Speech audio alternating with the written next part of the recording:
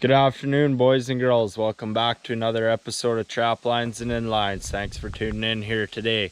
We're coming at you live from the Canadian wilderness up here in northwestern Saskatchewan. We're working on the off-grid cabin in the bush here today we're going to be building a very inexpensive, cost-effective, and simple deck for the off-grid cabin that really anyone could do on a very minimal budget. Anyways, I've already got a little bit of a start on it, just getting a feel for things here. But I picked up some rough 1x12s, and they are incredibly inexpensive. I'll show you. I got a whole bundle of these 160 1x12x8 rough cut boards. I don't know what they're cut from exactly, but you can see they're real rough cut board, but you get a lot of bang for your buck. This whole roll, or this whole bundle, 160 boards, costs less than what it would cost to run treated deck boards. Plus, I'm going to use this bundle to side the majority of my cabin. Okay, so what I've done here is I've used up all scrap boards, like my warped boards, or maybe not so perfect boards, or boards I had taken cuts out of and haven't used. So I have literally no 2x4s over 4 feet, except for this one, which is cracked, and some of them other ones there that are underneath the lumber. But I've just laid a shit ton of horizontal 2x4s across here, just using up everything that I got. In no particular fashion. Few of them are actually straight, or even straight, hey? And I don't have 16-foot boards, just using what I got, so I have joined things up here. The entire deck is underneath rocks, and a few adjustable foundation blocks. I'm likely going to add another one here if I can't find a rock big enough, but being that it's so easily accessible, we'll just wait on that. But you can see how I've done this here. I've cut these boards into it's 6 foot deck out the side and the front, and then we're gonna have 16 here. So they're rough cuts, so I wouldn't walk across them in bare feet, but they're pretty darn strong, and they'll hold up nice here, and I'll stain them later on. Might have to sand a few of these edges because they're not all exactly the same thickness, and you can see I got an odd crack here, so I might replace this board entirely. But for the most part, if you pick out some decent ones, you get a really nice finished product, and it's very inexpensive, which is the name of the game at this point in the build for me. So, you know, when you get a big bundle like this, you're going to have some that are just, you don't want to use for the deck, but could be used for siding. And there's some that are just so warped or so buggered up that all they're going to be used for is fencing, which I'll have to do with my chicken run and whatnot anyway. So no material is going to go to waste here, that's for sure, boys. We'll get laying some boards down here for you on camera and show you how we're going to lay everything out here. Okay, so we'll start off by finding a relatively nice board here out of this bundle that's on the old 12 valve here. You see, sometimes they look ugly from this side. You flip them over and they're quite a bit nicer. That one there, probably used for siding, eh? Here's a good looking board here. Pretty damn good. And there's always a side that's a bit nicer and a side that's a bit uglier. We'll lay her down over here. So looking at this board, I see that, you see this side is cut terribly uneven, eh? It's quite an angle, this cut here. So this side's looking better. So we'll use the better material that we got here. And measure it up. So these ones actually, they're not quite 6 feet. They're actually 67.5 inches. So we'll mark these, and it's kind of tricky because I just got your typical framing square, eh? So, and none of these edges are even on this on these rough cut boards, so you just kind of got to get a feel for it. See, that line's pretty straight. Once I get my saw going straight, it'll guide right through. So we'll cut through that now.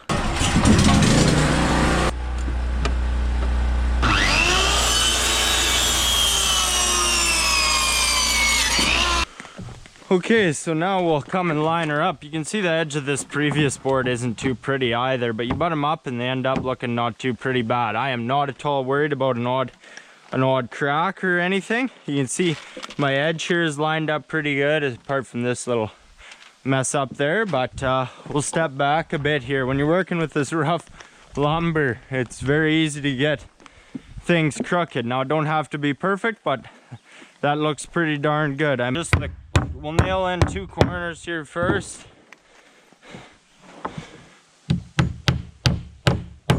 Just so everything stays in place. And now we'll start nailing. Now these are 3-inch spikes, spiral spikes, eh? And they're actually overkill, but I haven't had a problem with them cracking boards or anything yet, and I'm using what I got. So you want to let the hammer do the work, or you'll tire yourself out, eh? But if you've been building fences all your life like I have, you can do it all day. My accuracy's never been that great though. And we'll work our way from one side of the panel to the other. Now I've been putting 3 nails through each plank, and I think that's overkill too, especially at this small of a distance between 2x4s, but seems to be working out pretty darn good. I've had no issues with cracking or anything, and it's real nice and strong. I am beyond happy with how this deck is turning out. You know, I had a little bit of doubt there, but geez, it's just coming together perfect. You know, it gives that rustic appeal that's suitable for a cabin like this in bush camp in the middle of nowhere, northwestern Sask, but it's cheap as nails. 2 best things about it. Okay, you can see the dilemma here now. In order to have things lining up there with front, we got a bit of a gap here. Now you could rip up a board and jam it up there, but it would be buggered, eh? So what we got to do here is cut a slot into this piece right here so that this section can slide into place. So what we're gonna do is take a measurement here. So this is 2 5/8 inches. You can see there, and it's consistent the whole way around, which is good. It means we got our boards relatively straight. So what we got to do here now is cut 2 5/8 inches off this slot. So I'll just mark it here where it's got to be. Now we'll pull this out here. We'll get a relatively straight enough line here going with our speed squirt. And now we'll measure 2 5/8 and draw a line. Okay, so here you can see the line, hopefully you can see it, of what I got to cut out so that this piece here will slide back and fill in that gap.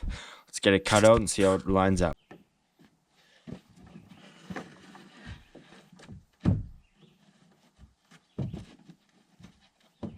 Ooh, fuck yeah, that's perfect, boys. Ooh, check this out. So check how nice that lined up there. It's lined up nice and flush with the cam. Little bit extra here, but that's okay because our siding will cover that right up, no problem.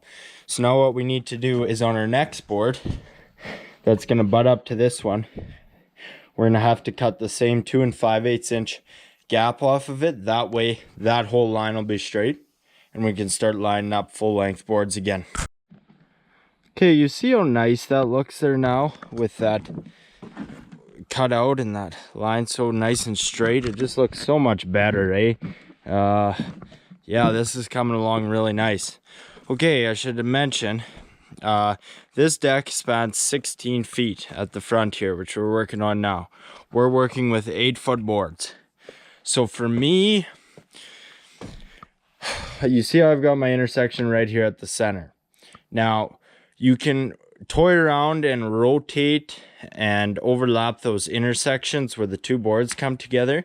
But for me, it's just too much material to waste, because you're going to end up having to cut 3 sections if you want to move those intersections around. So I'm going to line my intersections right up and down here, and you can see I'm running each of these to an independent board on the intersection. I got them in high concentrate here right where they overlap, where they join together rather.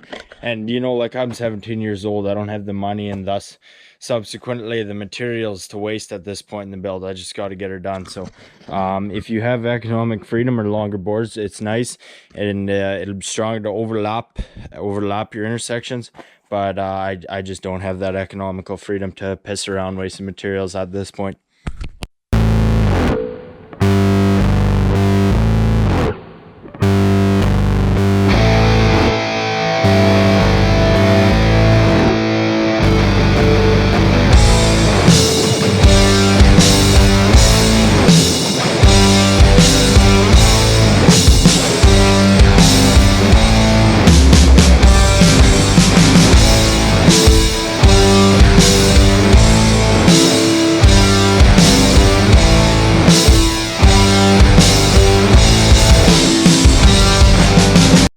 Okay, as I get further into the bundle, I start to find boards that got some dirt in them or have been exposed to moisture, because water can get into the bundle but doesn't really get a chance to dry. So don't mind the discoloration on these here boards.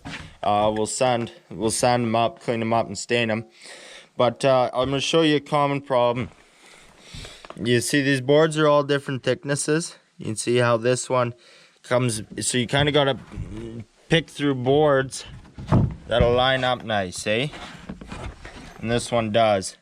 But you see how crooked this is. They're cut very, very crookedly, these boards, eh? So what we got to do is straighten them up. So with my speed square, I try and get a line as straight as I can to straighten that board up so that my ends butt up nice. Okay, although not perfect, you can see how much better that lines up, eh? So now what we got to do is this distance here on our last board is going to be a bit of a pain, but we'll take out our measuring tape here. See how straight our lines are. See, here we got just under 10, and here we got just under 10. Well, I'll be damned, I kept her straight, boys. Looks like about 9 3/4. Little more, a little less. Jesus, I am proud of that, not gonna lie. And now, oh, this sucks. Now this one's 13.5. So this is gonna suck. Okay, you can see my line there, and ripping these boards with up the center with skill saw is quite challenging. It's very hard to keep your cut straight. So if you got a table saw, use it. But we'll see how this turns. Okay, sorry for the shadow here. By no means was that easy, but we got her figured out and lined up. Fit in there pretty nice. You can see a bit of a crack here and there. It's hard to keep things straight with that saw, but I got her done. So now we're left with 2 more boards to put in, and I don't like what I'm gonna have to do here. And I'm sure there'd be better ways around it, and be better off if this was over here. But what I'm gonna do here is I cut another one the same length as this previous board and run it right alongside up through here, and then line it up to the back. And then I'm gonna be left with 3.5 inches, the same length of this skid, and the 2x4s for the overhang loft support.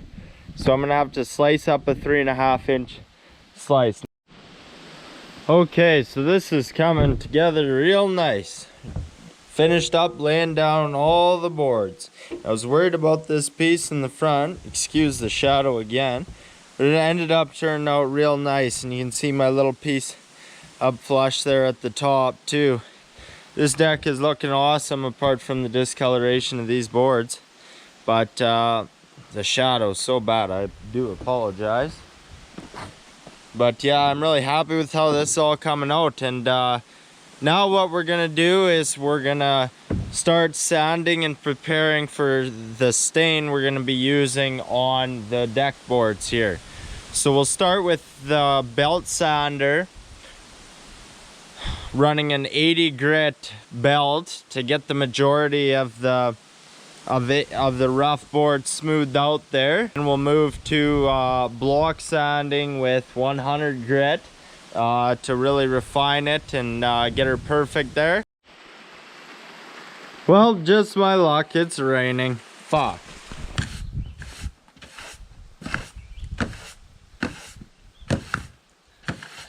We want to get as much dirt and debris from what we sanded and stomped around onto the deck, so we get the best result from our stain. And yeah, so got a hell of a deal on this broom at the Dollar Tree.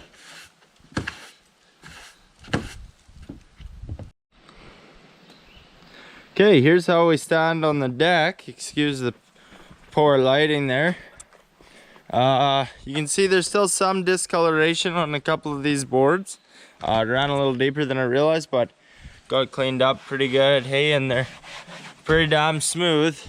Do keep in mind they did come pretty darn rough, eh? So it's not perfect, but it's a rustic deck at bush camp. It's gonna look real good here once we get stain on it. I'm really happy with how this has come out, and it's been very inexpensive. This lighting is terrible, I apologize, but hope you can see the deck all right. Also got started on my siding too. So yeah, stick around, let's put some stain on her, boys. Well, she sure is a scorcher of a day up at bush camp. Just got some ramen going there, and nothing keeps a guy going like some good old bush coffee. Oh, that's good. But yeah, so now we're gonna start here on this here deck. I got some stain to use. It's a walnut stain, semi-transparent, I do believe. But being walnut, it's gonna be a relatively dark stain, which will be nice to use on the deck because, you know, you track mud and dirt all over it and it doesn't show up quite as bad as a lighter deck, eh? And then I was gonna use that same walnut stain for the floors inside of the cabin, both in the loft and on the main level, and then and then also on the door and the window frames, to give a little contrast instead of just plain Jane all one color. And then I'll use a little bit lighter siding, or lighter stain rather, on the wood siding that I got to start on yesterday. It rained all day yesterday. Got a crazy amount of rain up here in the north, so I couldn't stain, so I had to let her wait a day. So anyway, the deck is looking awesome like I just showed you, so have my dinner here and then get to staining. My little bear cub friend's been back in camp. He's just ginching around here. About to domesticate the poor little bastard. He's been ginching around here so frequently. Well, lighting's still bad, Jesus. But getting a good start on this here stain. The shadow's bad. I'll be able to show you better over there. At first I wasn't sure about the color, but it's growing on me pretty good. And then when it starts to dry, this stuff's still quite wet. It lightens up considerably, and you can see the grains through the lumber, which I wanted to see. This stuff is real patchy right now. Some of it's dry, some of it's not, but we'll just keep going here. I'm running low on stain though, eh? I probably got 5/8 of a can left. Still gotta do all this here, and I wanted to put 2 coats. I'm going through it a lot quicker than as I anticipated. However, it's maybe not quite as smooth as you would usually stain, and thus going on thicker. So one coat might very well be enough, eh? Well, I'm running dangerously low on stain, but still giving her here, slow and steady, man. Yeah, it's going on quite a bit thicker than I had anticipated, because these boards, like I said, are still pretty rough, but it doesn't concern me much. Just I hope I get enough I have enough stain here to finish this deck so I can get this video up.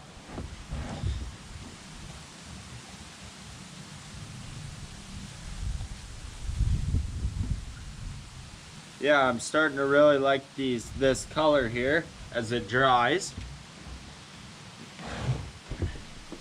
And you can apply this here with rag and whatnot there too, but I'm just using a shitty old paintbrush I found in the garage there. And you know, one of these here, how much is in here? Gallon, 3.64 liters. It says it's supposed to cover 400 square feet. If I understand basic marketing strategy, I assume that's more realistically 300 square feet. But let's see, this deck is 16 by 6 is 696, and then 636, 132 square feet. So yeah, it's going on pretty damn thick, no doubt. I'll be lucky to get her finished. I got about less than a quarter here, so pray to the stain gods, boys.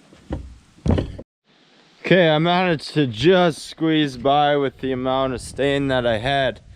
It's pretty blotchy and like patchy as it dries here. I don't know how it's showing up on the camera, but you know, I can already see some places that need a bit of touch up. I have just a little bit. I can do some minor touch up, but it's looking pretty darn good. But it's gonna really drastically change as it dries. Like even this first stuff is still incredibly blotchy.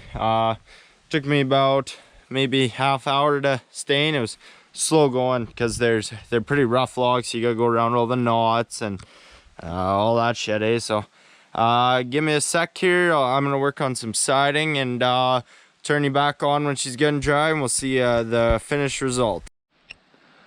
Okay, boys and girls, well, it's starting to look pretty damn good. It's been drying only about an hour, so you can see it still hasn't fully settled in, developed that real nice uniform look amongst the entirety of it. Inch back down. But it's really showing nice what color it's gonna end up here, and I'm gonna head home here now, because I'm out of stuff to work on for today. I've done about all I can do, so I'd like to let it dry a little more and then show you. But if you stick around the series, you'll see it fully dried there. Tomorrow morning, you see I did a little bit of siding there too. It's gonna be real awesome. You can see I stained the top board of my loft support post there, but I'm gonna put up another board right on the end here and over here, and likely on the sides too, and then stain that the same color. So that's why the front isn't stained yet. But yeah, it's looking real darn good, boys. Real darn good for sure. You know, I can't bear to be cooped up inside the house. I like to always be outside, and sitting here, especially in the winter time when you see right at the lake, sitting here, read a book, enjoy the wilderness, man. That's what it's all about right there, man. I'll show you something pretty sweet here. See, that's how close I am to the lake, boys. It's awesome. It's awesome. Gotta love it, man. You know, I was just sitting here waiting for it to dry a little better. I'd done about all I can do, right? And you know, no internet connection, no artificial toxic bullshit that is social media and all that garbage they throw at you. You know, you get back to the finer things in life, like the little things, like getting back to reading, you know, and that's what it's all about, man. All this social media and technological influence is just fucking poisonous. But here we go, another view of it. Now let's talk economics on the deck build.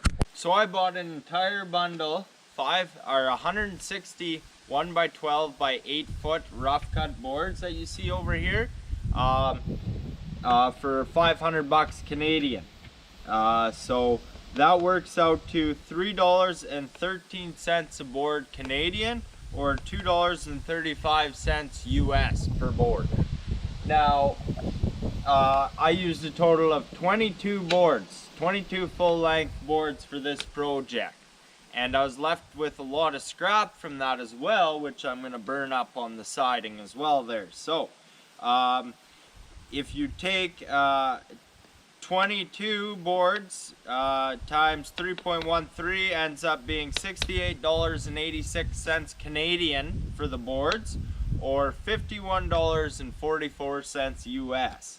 But then we used a jug of stain here, for a gallon of stain, which was 35 bucks Canadian.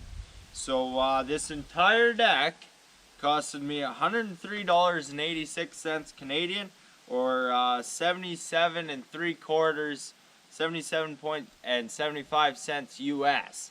So I am not complaining. I thought I did really well on the budgeting there, and thought I got a real nice finished product. To get this from these shitty old boards, I thought that was pretty darn good. You know, it's sturdy, but I will likely end up putting another coat of stain on her there, just for some added protection, and maybe even it up a bit. And then, yeah, so I was real happy with how everything turned out. Essentially, since about 70% of my viewers are American, we have an $80 deck here, and it's a 132 square foot deck. So, like, in my mind, I haven't priced it out, but I would imagine that to run pressure treated boards for this entire surface, I'd probably be looking at about what I paid for that bundle, and that bundle is going to side the majority of my house here. So doing pretty good, that's for sure. As for the boards underneath, I didn't really consider them in the total, you know. That's not really, basically I used up all my shittiest boards, the boards I didn't want to use for framing, on this deck. And I'm surprised, I'm actually still surprised how nice this deck has turned out. But there is quite a few, because I've come across quite a few shitty warped up boards there. So they're in frequent consistency there amongst the deck, which I needed to use these 1x12 boards. I need lots of support to hold them sturdy. The foundation under them, there's a few adjustable foundation blocks, but the majority of it is rock, see? So this is awesome, man. I got a place to sit out, enjoy the wilderness instead of being cooped up inside, eh? And you know, I built this deck now because I kept tripping over these damn boards and breaking my neck and my ankles over the damn things, eh? So now I got a sturdy surface to put my ladder up there too. Otherwise it's quite there's quite a decline to the ground here, so it's nice. It'll make it easier to work on the rest of the cabin now that this is done, and I got a place to sit when I doing all my cooking and brewing up bush coffee, eh? So that's good. Anyways, guys, that's it and all for this episode of Trap Lines and Inlines. I hope you enjoyed. I hope it was informative, and hope you take something out of it, you know, man. And yeah, if you like this kind of stuff, feel free to subscribe and join up with the crew there, and follow the rest of the cabin build. Things are really starting to take shape here now, boys. Next episode, we're probably going to be building and installing a door on the front of the cabin here.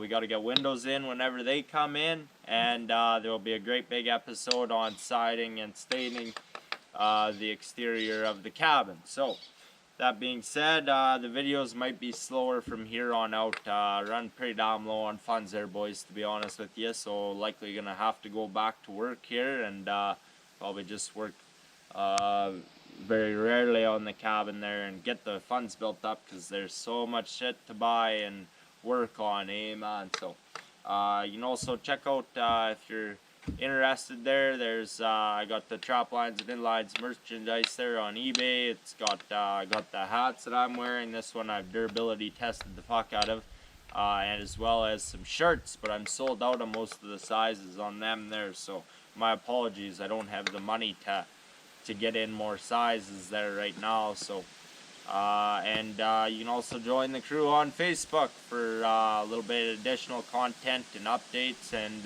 group discussion. I'd love to connect with you on there, and all those links are in the description of the video. So thanks for tuning in, boys. Till the next time.